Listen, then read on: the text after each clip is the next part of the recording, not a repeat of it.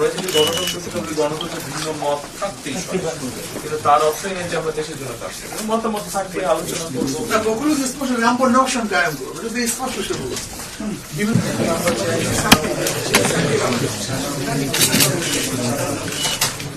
ভালো কাজের জন্য ইনশাআল্লাহ ভালো কাজ আজকে দেশের কিছু অকল্যাণ হয় তখন আমাদের যদি কোনো ভুল হয় বলবেন যে আমাদের আমরা সেটা কারেক্ট করার চেষ্টা করবো। আমরা অতীত রাজনৈতিক কালচার আমরা চাই না। এখন এই যে আপনার আসলেন সেটা হচ্ছে একটা সবাই কিন্তু এরকম ছিল না। আমি আজকে অনেক আগে ওখানে বসার পরে সেখানে আজকে বন্ধ থাকে তারা বললো যে তার যে পদক্ষেপ খুব আন্তরিক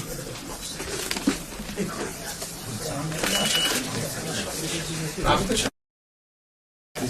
মানে উদাহরণ যদি এই বিল্ডিংটা ভাঙতে হয়, দুজন মানুষ কত শ্রমিক কাজ করতে হয়, কত শ্রমিক পরিশ্রম করে, কত ইঞ্জিনিয়ার পরিশ্রম করে, আর তারপরে বিল্ডিংটা করেছে।